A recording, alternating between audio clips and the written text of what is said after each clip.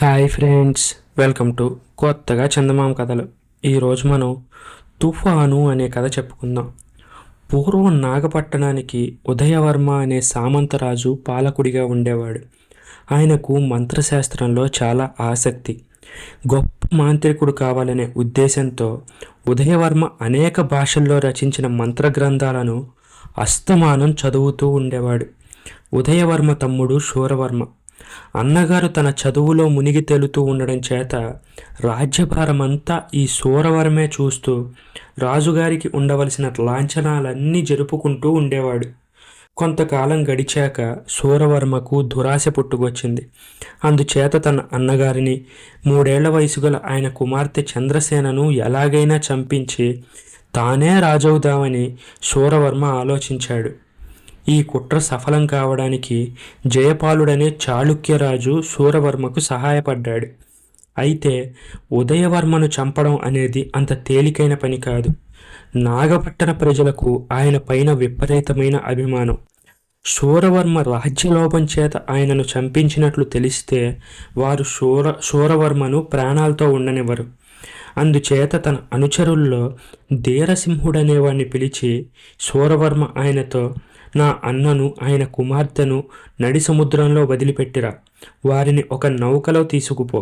సముద్ర మధ్యంలో చుక్కాని తెరచాప లేని చిన్న తెప్పలోకి ఎక్కించి తిరిగిరా అని చెప్పాడు.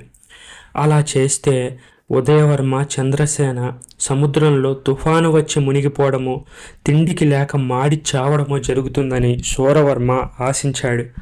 కానీ ధీరసింహుడి హృదయం మంచిది. అందుచేత ఆయన తన యజమాని చెప్పిన ప్రకారం ఉదయవర్మను, ఆయన కుమార్తెను నడి సముద్రం మీద తెప్పలో ఉంచేటప్పుడు ఆ తెప్పలో వారిద్దరికీ చాలా రోజుల పాటు సరిపడే ఆహారము, ఉదయవర్మ ఎప్పుడూ చదివే గ్రంథాలు భద్రం చేసి పెట్టాడు. ధీరసింహుడి ధర్మాన ఆ తండ్రి కూతుళ్ళు దిక్కులేని చావు చావకుండా కొద్ది రోజులకు ఒక నిర్జనమైన లంకను చేరుకున్నారు. అది ఒక చిత్రమైన లంక. ఒకప్పుడు ఈ లంకలో ఒక మంత్రగత్తె అయిన రాక్షసి ఉండేది. ఆ రాక్షసి తన మంత్రశక్తి చేత అనేక భూతాలను, పిశాచాలను లోబరుచుకొని వాటి చేత వెట్టి చాకిరీ చేయించుకునేది. తాను చెప్పినట్టు వినని ఎన్నో పిశాచాలను ఆ రాక్షసి లంకలో ఉన్న చెట్లలో బంధించి వేసింది. ఉదయవర్మ ఆ లంకను చేరడానికి కొద్ది రోజుల క్రితమే ఆ రాక్షసి చనిపోయింది. ఆమె కొడుకు మందుడనేవాడు దిక్కులేని పక్షి అయిపోయి ఒంటరిగా ఆ లంకలో తిరుగుతూ వచ్చాడు. ఉదయవర్మ లంకలో అడుగు పెడుతూనే తన మంత్రశక్తి చేత అప్పటి వరకు చెట్లలో బంధించబడి ఉన్న పిశాచాలన్నిటికీ విముక్తి ఇచ్చాడు. ఆ పిశాచాలకు నాయకుడైన ఇల్వలుడనేవాడు మాత్రం ఉదయవర్మకు అన్ని విధాలా తోడ్పడుతూ ఆ లంకలోనే ఉండిపోయాడు. తర్వాత ఉదయవర్మకు మందుడు దొరికాడు. వాడు చూడడానికి కొండముచ్చు కంటే కూడా వికారంగా ఉండేవాడు. అమిత సోమరి. ఉదయవర్మ వాడిని తెచ్చి తన ఇంట ఉంచుకొని కొద్ది రోజుల్లోనే వాడికి మాట్లాడడం నేర్పాడు. ఆయన ఒక గుహలో తన నివాసం ఏర్పరచుకొని అందులో గదుల్లాంటివి నిర్మించుకున్నాడు. ఉదయవర్మ కోసరం కట్టెలు తీసుకురావడము, ఇతర బండ పనులు చేయడం ఈ మందుడి వంతు. అయితే వాడు చాలా సోమరిపోతు కనుక వాణ్ణి అదిలించి బెదిరించి చెప్పిన పనులు చేయించడం ఇల్వలుడి వంతు. మందుల్ని ఏడిపించడం అంటే ఇల్వలుడికి చాలా సరదా. ఇల్వలుడు పిశాచం కావడం వల్ల ఉదయవర్మకు తప్ప మరెవ్వరికీ మామూలుగా కనిపించేవాడు కాదు. మందుడు పనికి బద్దకించినప్పుడు ఇల్వలుడు అదృశ్యంగా ఉండి వాడిని గిల్లేవాడు, లేదా బురదలోకి తోసేవాడు, లేదా పంది రూపంలో ప్రత్యక్షమై మీదకి వచ్చి బెదరగొట్టేవాడు. ఇలా అనేక సంవత్సరాలు గడిచాయి. చంద్రసేన పెరిగి పెద్దదైంది. ఇప్పుడు ఆమె అందం వర్ణనాతీతం. కానీ అది అడవిన కాచిన వెన్నెల. ఎందుకంటే ఆమె తన తండ్రిని తప్ప మరొక నరమానవుణ్ణి చూసి ఎరగదు. ఆమెకు తండ్రే గురువుగా ఉండి నేర్చుకోవలసిన చదువంతా నేర్పాడు. ఈ లోపుగా ఉదయవర్మ కూడా గొప్ప మంత్రవేత్తగా తయారయ్యాడు. ఇల్వలుడి సహాయంతో ఆయన పంచభూతాల మీద అంతులేని పెత్తనం సంపాదించుకున్నాడు. ఒకనాడు ఆయన సముద్రం పైన పెద్ద తుఫాను పుట్టించాడు. ఆ తుఫానులో చిక్కుకొని ఒక ఓడ కొట్టుకుంటూ ఉండడం తండ్రి కూతుర్లు చూశారు. ఆ తుఫాను పుట్టించింది తన తండ్రే అని తెలిసిన చంద్రసేన, నాన్న, పాపం ఆ పడవలో ఉన్న వాళ్లను సముద్రంలో ముంచేస్తావా అని అన్నది.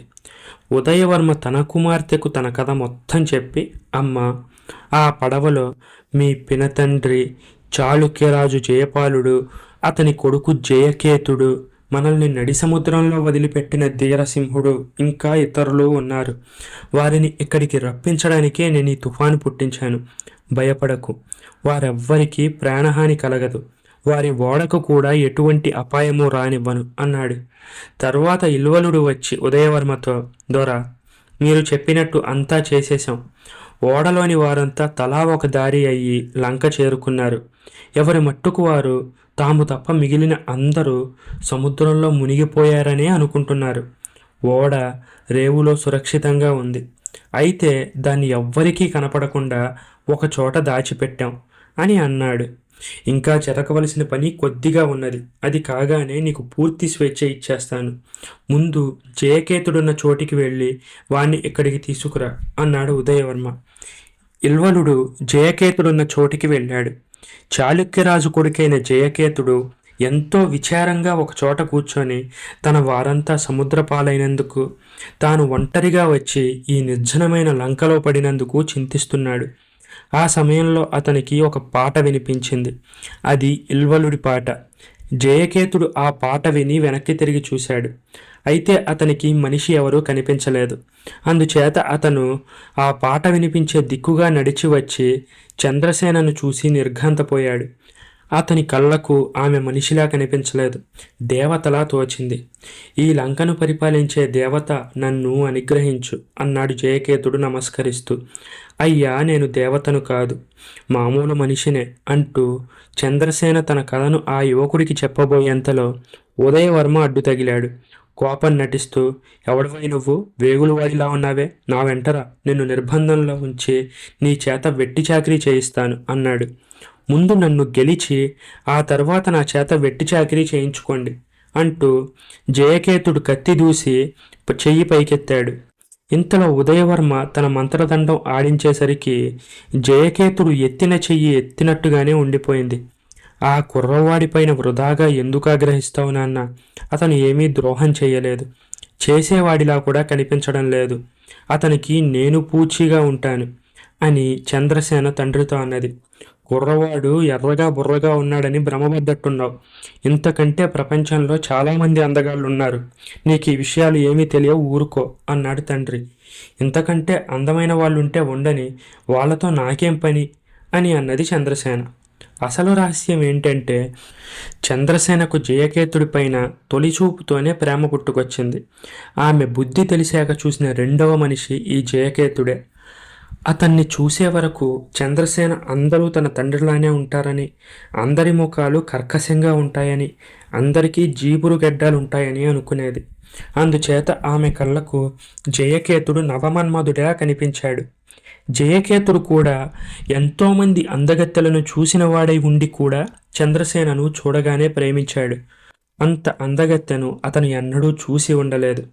జయకేతుడు తన కుమార్తె ఒకరినొకరు ప్రేమించుకోవాలనే ఉదయవర్మ ఉద్దేశం కూడా. అయితే ఆ ప్రేమను పరీక్షించే ఉద్దేశంతో ఆయన తన మంత్రశక్తి చేత జయకేతుణ్ణి వశం చేసుకొని అతనికి దుంగలు మోసుకొచ్చే బరువైన పని పెట్టాడు. రాజు కొడుకై పుట్టి నాజూగ్గా పెరిగిన జయకేతుడికి ఈ పని చాలా భారంగా తోచింది. అతను వేగంగా దొంగలను పోగు చేయలేకపోయాడు. అందుకు తగినట్లుగానే చంద్రసేన అతడు పనిచేసే చోటుకు వచ్చి, మా నాన్న చదువులో నిమగ్నుడై ఉన్నాడు, నువ్వు ఎక్కువ కష్టపడకు, పని నింపాదిగా చేసుకో అని అన్నది.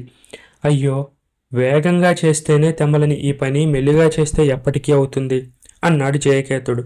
సరే, నువ్వు కాసేపు విశ్రాంతి తీసుకో, నీ బదులుగా నేను దొంగలు మూసుకొస్తాను అన్నది చంద్రసేన.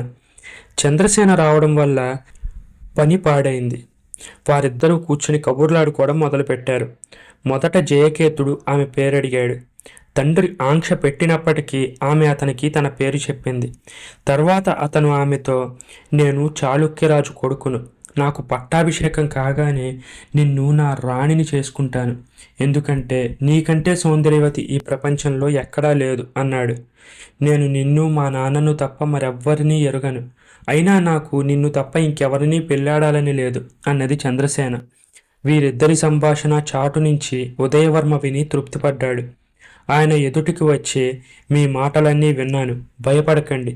మీకిద్దరికీ నిజంగా ఒకరిపై ఒకరికి ప్రేమ ఉన్నదని నాకు నమ్మకం కుదిరింది. అందుచేత మీ పెళ్లికి నేను అభ్యంతరం చెప్పను అంటూ అవతలికి వెళ్ళాడు. తర్వాత ఆయన ఇల్వలుణ్ణి పిలిచి, నా తమ్ముడు జయపాలుడు ఎక్కడ ఉన్నారు అని అడిగాడు. దొర, నేను నా మాయతో వాళ్ళని బాగా హడలగొట్టాను. లంక అంతా తిరిగి అలసిపోయి ఆకలికి మాడుతూ ఒకచోట కూర్చునేసరికి ఆహారం వారి ఎదుట కనబడేలా చేశాను. వాళ్ళు ఆత్రంగా తినడానికి ముందుకు వచ్చేసరికి ఆహారం మాయమైపోయింది. ఒక పెద్ద పక్షి రూపంలో ప్రత్యక్షమై, మీరు పాపాత్ములు, ఏ పాపం ఎరగని ఉదయవర్మను, ముక్కుపచ్చలారని ఆయన ముద్దుల కుమార్తెను సముద్రంలోకి తోసిన కిరాతకులు అని అరిచాను. నా మాటలు వినగానే వారు బావురుమని ఏడ్చారు. తాము చేసిన పాడు పనికి ఎంతగానో తిట్టుకున్నారు. వారు నిజంగా పశ్చాత్తాపడుతున్నారు దొర. వారిని ఇంకా శిక్షించడం ధర్మం కాదు అన్నాడు ఇల్వలుడు. ఉదయవర్మ నవ్వి, పిశాచానివైన నీకే వాళ్ళపై జాలి కలిగితే అంతఃకరణ గల మనిషినైన నేను వారిని బాధిస్తానా? వారిని వెంటనే ఇక్కడికి చేర్చు అన్నాడు ఇల్వలుడితో. జయకేతుడిలాగానే ఇల్వలుడి సంగీతం విని శూరవర్మ, ధీరసింహుడు, జయపాలుడు అది వినిపించే దిక్కుగా నడిచి ఉదయవర్మ ఉన్న చోటికి వచ్చారు. వారిలో ఒక్కరు కూడా తమ ఎదుటుగా ఉన్నది ఉదయవర్మ అని గుర్తించలేదు. ఉదయవర్మ ధీరసింహుణ్ణి సమీపించాడు. ఆలింగనం చేసుకొని తాను ఫలానా అని చెప్పుకున్నాడు. నీ దయ వల్లనే నేను ప్రాణాలు బతికి ఇక్కడికి చేరుకున్నాను అన్నాడు. ఆయన ఉదయవర్మ అని తెలియగానే శూరవర్మ, జయపాలుడు ఆయన కాళ్ళపై పడి క్షమాపణ వేడుకున్నారు. మీరు విచారించకండి. పశ్చాత్తాపం అన్ని తప్పులను సరిచేస్తుంది. ఇన్నేళ్లు ఈ నిర్జనమైన లంకలో గడిపినందుకు నాకు పరిహారం జరగబోతోంది. నా కుమార్తె నీ కుమారుణ్ణి పెళ్లాడబోతున్నది అని ఉదయవర్మ జయపాలుడితో అన్నాడు. నా కుమారుడా, జయకేతుడు చనిపోలేదా? బతికే ఉన్నాడా? ఏడివాడు? ఎంత అదృష్టం అన్నాడు జయపాలుడు ఆనందోద్రేకంతో. రండి చూపిస్తాను అంటూ ఉదయవర్మ తన అతిథులను తన గుహకు తీసుకువెళ్ళాడు. అక్కడ చదరంగం ఆడుకుంటున్న చంద్రసేనను జయకేతుణ్ణి చూపించాడు. తన తండ్రి ప్రాణాలతో ఉండడం చూసి జయకేతుడు కూడా పరమానందం పొందాడు. చాలా కష్టాలు గట్టెక్కాయి, కానీ మనం ఈ నిర్జన ప్రదేశం వదిలి మన దేశానికి వెళ్ళిపోవడానికి ఓడ, కళాసులు లేకపోవడం ఒక్కటే పెద్ద లోపం అన్నాడు జయపాల మహారాజు. మీ ఓడకు ఏ ప్రమాదం జరగలేదు.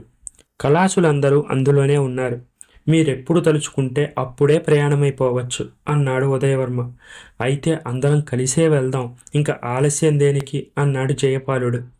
ఉదయవర్మ ఇల్వలుడికి స్వేచ్ఛ ఇస్తూ, నీ పిశాచాలతో సహా నీ ఇష్టం వచ్చిన చోటికి వెళ్ళిపోవచ్చు అని చెప్పేశాడు. తన మంత్రగ్రంథాలను ఆ లంకలోనే ఒక చోట పాతి పెట్టేసి ప్రయాణమైపోయాడు. కొద్ది రోజులకు వారు స్వదేశానికి చేరుకున్నారు. నాగపట్టణానికి ఉదయవర్మ తిరిగి రాజయ్యాడు. తర్వాత కొద్ది రోజులకే చాళుక్యరాజ్య సింహాసనం మీద జయకేతుడు కూర్చున్నాడు. చంద్రసేనకు అతనికి మహావైభవంగా పెళ్లి జరిగింది. ఈ కథ మీకు నచ్చినట్లయితే దీన్ని లైక్ చేయండి, మీ ఫ్రెండ్స్ అందరికీ షేర్ చేయండి.